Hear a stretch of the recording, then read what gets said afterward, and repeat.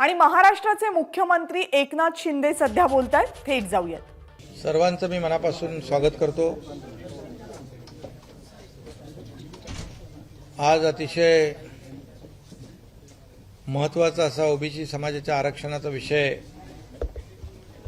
Supreme कोर्टामध्ये सुनावणी झाली आणि आपल्या सरकारने बांटी आयोग गठीत केला होता, त्याच्या शिफारशी सुप्रीम कोर्टाने स्वीकारल्या आणि गेल्या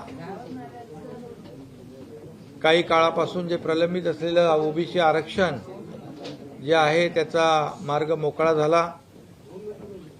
मी सर्वोच्च न्यायालयाचा देखील आभार मानतो। हा ओबीसी समाजाचा विजय आहे असं मी म्हणेन। त्यांचा न्याय हक्काचा लढा जो होता त्या न्याय हक्काच्या लढ्याला यश प्राप्त झालंय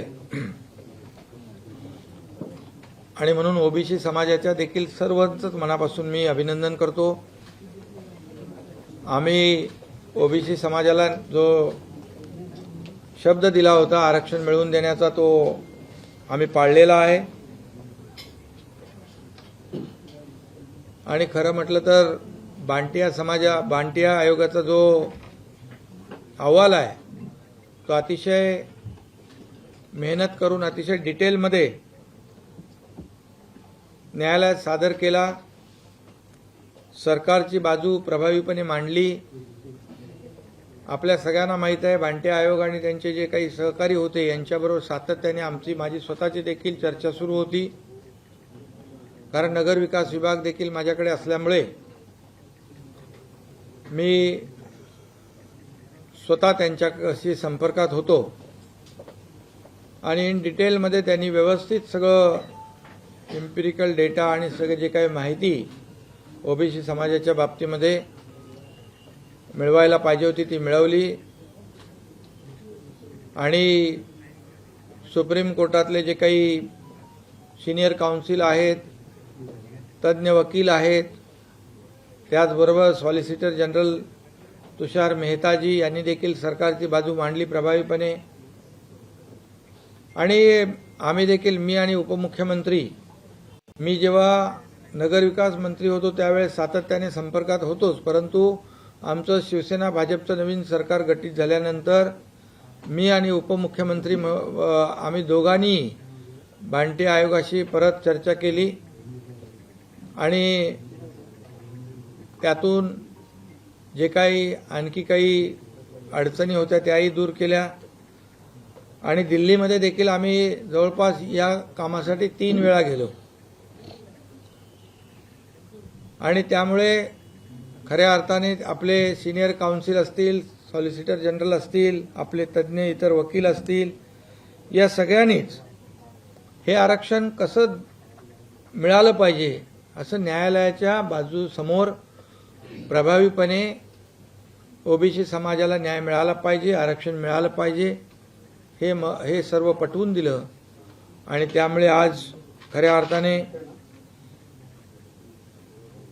एक मोठा महत्त्वाचा या राज्याच्या दृष्टीने ओबीसी समाजाच्या दृष्टीने आरक्षणाचा निर्णय झालेला आहे। खरं म्हणजे नवीन सरकार आलं, नवीन सरकारचा पायगुण चांगला आहे असं म्हटलं तर वावगं ठरणार नाही आणि एक प्रकारे सुप्रीम कोर्टाने दिलेला हा निकाल एक शुभ संकेत मानायलाही हरकत नाही आणि म्हणून जो न्याय हक्काचा लढा ओबीसी समाजाने दिला त्याला यश प्राप्त झालंय, त्यांना न्याय मिळेल हे आमच्या सगळ्यांच्या दृष्टीने, राज्यकर्त्यांच्या दृष्टीने एक समाधानाची आणि आनंदाची बाब आहे आणि आजचा दिवस देखील अतिशय महत्त्वाचा आहे। पण दुसरीकडे त्याच न्यायालयामध्ये मात्र 14 आमदारांच्या निलंबनाच्या विषयीची टांगती तलवार मात्र कायम ठेवल्याचं देखील पाहायला मिळत आहे, त्यामुळे त्याविषयी कुठेतरी अजूनही संभ्रमावस्था निर्माण होताना देखील पाहायला मिळते। कुठलीही संभ्रमावस्था आमच्यामध्ये नाही, आमच्या आमदारांमध्ये नाही, कारण सुप्रीम कोर्टाने आज हिअरिंग घेतली, ॲफिडेव्हिट सादर करायला दोन्ही पक्षाला सांगितलंय.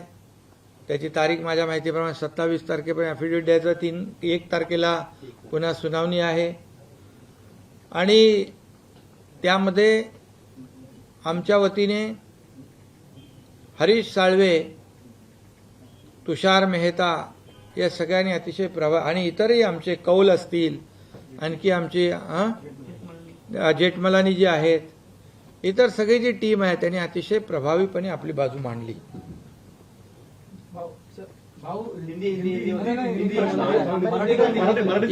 हे झाल्यावर कारण आम्ही त्यांनी अतिशय प्रभावीपणे बाजू मांडली.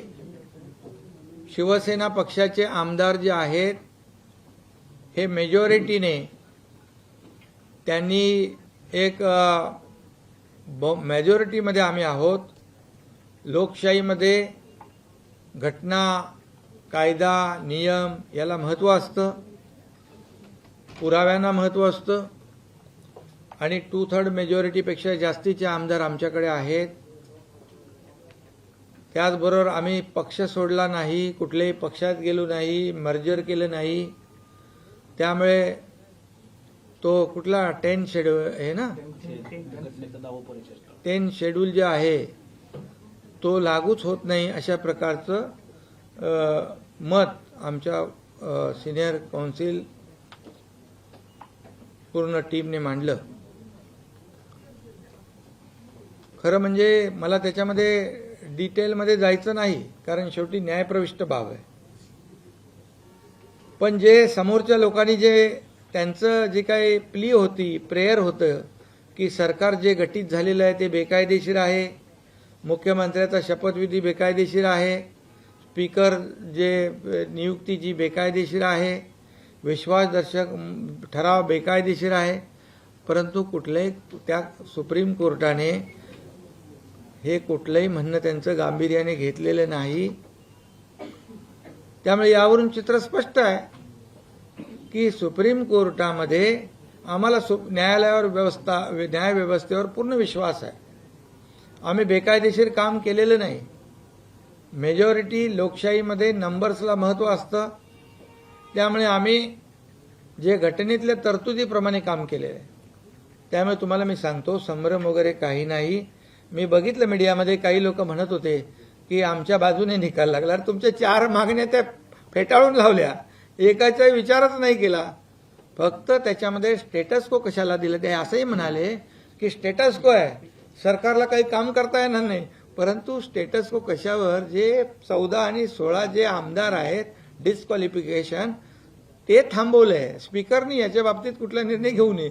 बाकी काही त्याच्यामध्ये न्यायालयाने कुठलंही मत व्यक्त केलेलं नाही. आणि फायनल ऑर्डर होईल ना, फायनल ऑर्डरच्या वेळेस अंतिम निकाल जो आहे तो शेवटी न्यायालय जे आहे ह्या सगळ्या घटना, नियम, कायदा, पुरावे, मेजॉरिटी हे सगळं डोळ्यासमोर ठेवूनच निर्णय घेतील. मंत्रिमंडळाचा विस्तार अद्यापर्यंत झालेला नाहीये. मंत्रिमंडळाचा विस्तार आता आपण केव्हा करणार आहात का? त्याच्या आधी मंत्रिमंडळाचा विस्तार तुम्हाला सांगतो, मंत्रिमंडळ विस्तारासाठी कुठलंही अडचण न्यायालयाची नाही. कपिल सिब्बल असं म्हणाले, ज्यावेळेस कपिल सिब्बल म्हणाले की गटनेता निवडण्याचा अधिकार सर्वस्व पेरेंट पार्टीकडे असतं, पण सीजेंचं असं म्हणणं होतं की नाही, ते विधिमंडळाचे अधिकार असतात. तर त्याने दिलासा आहे भविष्यामध्ये विधिमंडळाचे अधिकार असतात. शिवसेना लेजिस्लेटिव्ह पार्टी म्हणून रेकग्नाइज झालेली आहे. त्याच्यामध्ये मेजॉरिटी आम्ही 2/3 पेक्षा जास्ती आहोत. त्यामुळे कुठली संकोच किंतु परंतु आमच्या मनामध्ये नाही. आणि त्यामुळे न्याय व्यवस्था जी आहे, सुप्रीम कोर्ट जे आहे, हे योग्य तो निर्णय नक्की देईल. सर, तुम्ही केंद्रीय निवडणूक आयोगाकडे पत्र पाठवलेलं आहे का? तुमचा जो गट आहे तोच गट शिवसेना असल्याचं तुम्ही पत्र पाठवलं आहे का? त्याला मान्यता कालच लोकसभेमध्ये देखील 2/3 मेजॉरिटीने 12 खासदारांनी स्पीकरना पत्र दिलं की गटनेता बदलण्याचा. त्यामुळे विनायक राऊत पूर्वी गटनेते होते शिवसेनेचे, त्याऐवजी राहुल शेवाळे गटनेते म्हणून शिफारस केली आणि त्या शिफारसीला मान्यता लोकसभा स्पीकर साहेबांनी दिलेली आहे आणि यानंतर लोकसभेच्या गटनेतेपदी राहुल शेवाळे हे अधिकृतपणे काम करतील हे कालच हा निर्णय झालेला आहे. आम्ही निवडणूक आयोगाकडे देखील रितसर अर्ज तसा केलेला आहे. सर्वोच्च न्यायालयाने कुठल्याही प्रकारचा विस्तारावरती जे आहे ते बंधन लावलेलं ओबीसी आज ही बहुत ही महत्वपूर्ण फैसला सुप्रीम कोर्ट ने दिया हुआ है. पिछले कई समय से जो ओबीसी समाज अपनी न्याय मांग के लिए लड़ रहा था उनको न्याय मिला है. सुप्रीम कोर्ट ने ओबीसी समाज का जो रिजर्वेशन है वो बहाल किया है, दिया है, उसका आज निर्णय लिया हुआ है. ये ओबीसी समाज की जीत है और सुप्रीम कोर्ट का भी मैं आभारी हूं क्योंकि ये एक बहुत ही महत्वपूर्ण फैसला जो पिछले समय से प्रलंबित था आज हो गया है. बांटिया आयोग ने जो सिफारिश की थी वो एक्सेप्ट किया हुआ है सुप्रीम कोर्ट ने. बांटिया आयोग से भी हमारी लगातार पिछले कई दिनों से महीनों से चर्चा थी कि ये जो एम्पिरिकल डेटा है, जो भी कानूनी प्रक्रिया है, वो सब आंकड़े जो है वो सब उसको संकलित करना, कलेक्ट करने का काम बांटिया आयोग ने अच्छी तरह से किया है. उनकी टीम को भी मैं धन्यवाद देना चाहता हूँ. और वो सिफारिश जो उन्होंने की थी सिफारिश वो सुप्रीम कोर्ट ने एक्सेप्ट की है और आज सुप्रीम कोर्ट ने बहुत बड़ा फैसला ओबीसी समाज के हित में किया है. ये राज्य सरकार के लिए बहुत बड़ी बात है. मैं खुद और डिप्टी सीएम हम 3 बार दिल्ली गए थे, इसलिए वहाँ के सुप्रीम सीनियर काउंसिल, वहाँ के सॉलिसिटर जनरल, वहाँ की जो टीम है काउंसिल की, उनसे हमारी लगातार मीटिंगें हुई थी और ये सुप्रीम कोर्ट के जो प्रिपरेशन के लिए कि वहाँ, लेकिन मैंने देखा है कि आज बहुत ही अच्छी तरह से अब हमारी जो बातें थी सुप्रीम कोर्ट के सामने रखने का काम ये टीम ने किया हुआ है और इसका नतीजा आज हम लोग देख रहे हैं कि एक बहुत बड़ा फैसला सुप्रीम कोर्ट ने ओबीसी समाज को न्याय देने के लिए किया है. आपको लगता है कि सरकार को आज दो तरफा राहत मिली सुप्रीम कोर्ट से? आज सरकार आपने कहा कि आप आते ही शुभ संकेत मिले हैं. शुभ संकेत मिले हैं. सुप्रीम कोर्ट ने दिया हुआ आज जो निर्णय है, जो फैसला है, ये शुभ संकेत ही मानना चाहिए.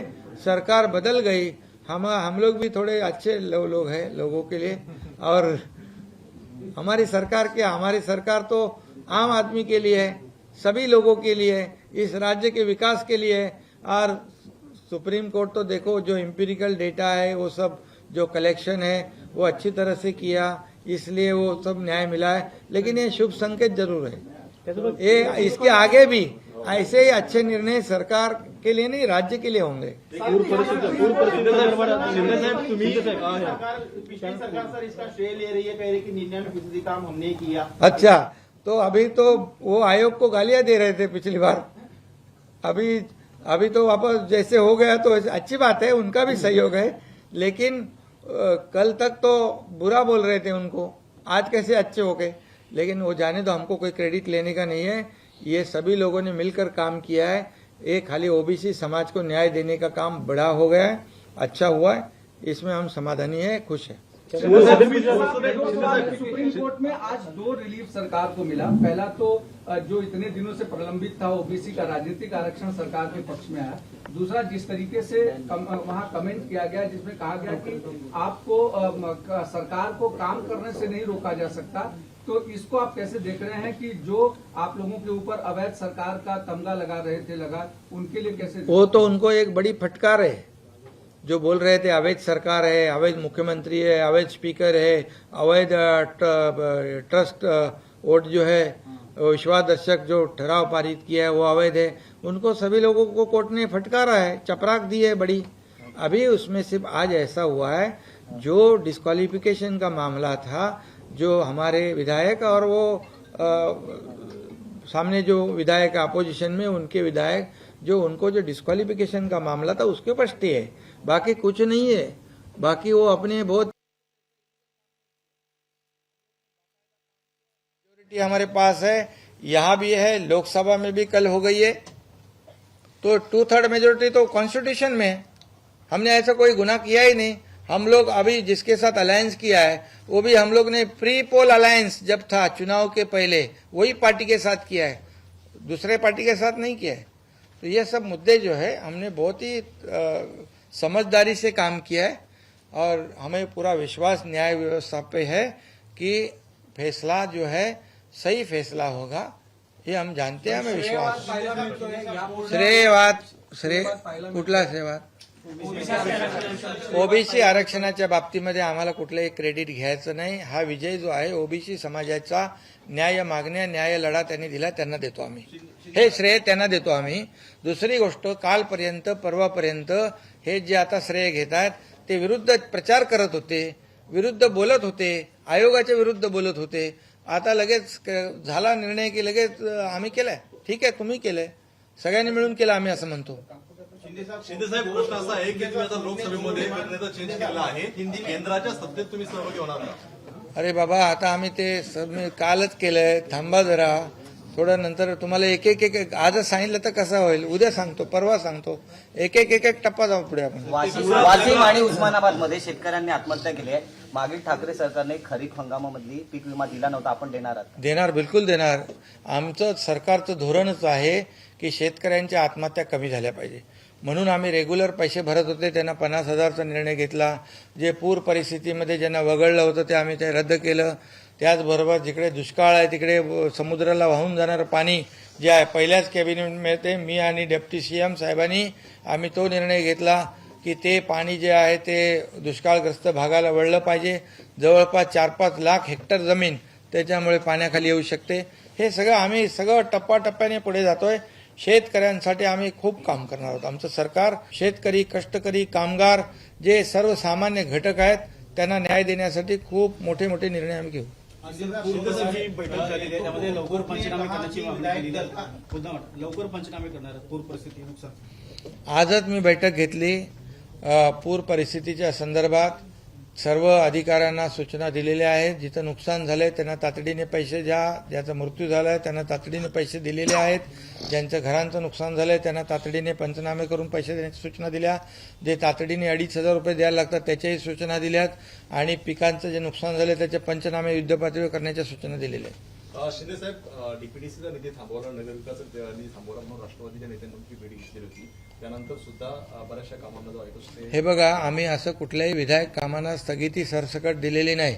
जे तुम्ही अल्पमतात आलेलं सरकार, आम्ही लेटर पण दिलं होतं राज्यपालांना, गव्हर्नरला, आणि तरी सुद्धा तुम्ही तुमच्याकडे मेजॉरिटी नसताना देखील तुम्ही शेवटला जे 400 GR काढले, निधीचं वाटप केलं, ते आम्ही थांबवलेलं आहे। पण याच्यामुळे विधायक कामं जी आहेत त्याच्यामध्ये कुठे आम्ही विकास कामांना कात्री लावणार नाही।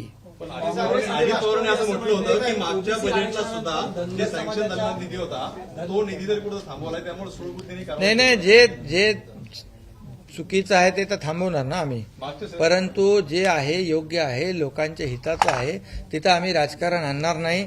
अजितदादा मला स्वतः भेटलेले आहेत, त्यांच्याशी मी बोललोय। असं आकस बुद्धीने, सूड बुद्धीने आमचं सरकार बदललंय म्हणून आधीच्या सरकारचं काम रद्द करा असं आम्ही नाही करणार।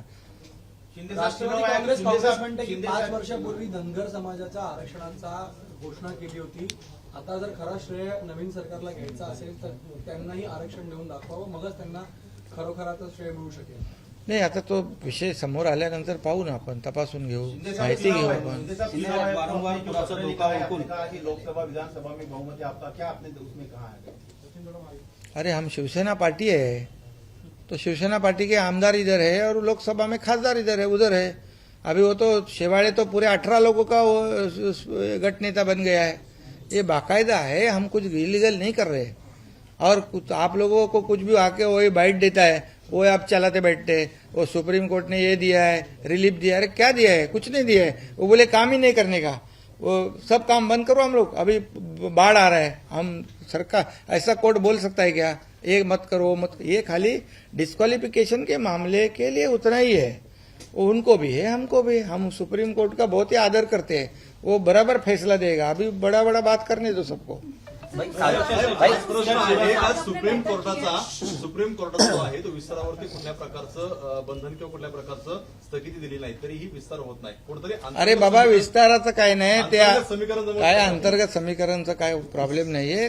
आता मागच्या टायमाला आता 40 दिवस घातले होते, आता कुठे गेले 40 अजून नाही का 40 होणार आहे नाही भाई खासदार लवकर होणार विस्तार लवकर होणार. हा आणि ओबीसी आरक्षणासंदर्भात संपूर्ण देशभरात 27% आरक्षण ओबीसीना देखील मिळावं अशा प्रकारची मागणी केली. अरे आपल्या राज्यामध्ये आता आनंद करूया आपण साजरा, आपण सगळं करू, नंतर पुढे बघू. सर, फ्लड सिचुएशन पर आज आपने बैठक की है. क्या बोले? फ्लड सिचुएशन के लिए भी मैंने बाढ़ परिस्थिति जहाँ जहाँ है वहाँ के लोगों को मैंने बैठक ली हुई है और उनको सूचित किया है कोई भी जीवित हानि ना हो, जिसकी डेथ हुई है उसको तुरंत सरकार से पैसे उनका मुआवजा उनके फैमिली को मिले, जो जख्मी है उनको तुरंत मदद की जाए, जिसके घर गिरे हैं उनको तुरंत पंचनामा करके उनको पैसे दी जाए. ये तुरंत जितनी फास्ट मदद देनी है तुरंत पहुंचा दो और पंचनामे जो है खेती के जो नुकसान है उसके भी करने को बोला है. वॉर फुटिंग पे सरकार बहुत तेजी से काम कर रहा है, हमारे सब अधिकारी भी वहाँ फील्ड पे अलर्ट है, डे नाइट काम कर रहे हैं. कल एक वर्धा में एक 10 लोग एक बाढ़ में अटके थे, उनको उन्होंने रेस्क्यू किया, रात भर काम कर रहे हैं, सब जगह ऐसे काम कर रहे हैं वो लोग, ऑन फील्ड है.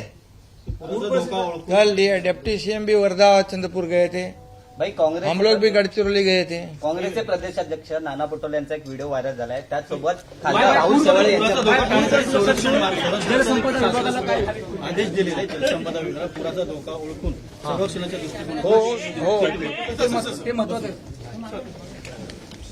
विदर्भामध्ये पूर परिस्थितीमध्ये पाण्याचा धोका गावांना होऊ नये म्हणून संरक्षक जी काय भिंत असते वाळून गाळ काढण्याचे आदेश. नाही, त्याच्यात आता गाळ काढण्याचा पण विषय मी सांगितला की जे नदीमध्ये गाळाने सगळं भरलंय ते त्याचं खोलीकरण रुंदीकरण म्हणजे त्याचं कॅरिंग कॅपॅसिटी जी आहे ही वाढली पाहिजे, कारण आता संपूर्ण भरलेलं आहे. पाऊस आला रे आला की डायरेक्ट पाणी शेतात जातं, घरात जातं. त्या बाबतीमध्ये ते सगळं मी सांगितलं, एक प्रस्ताव तयार करा, स्टडी करा आणि हा मोठा विषय आहे, मोठा रिलीफ देणारा विषय आहे. एबीपी माझा, उघडा डोळे बघा नीट.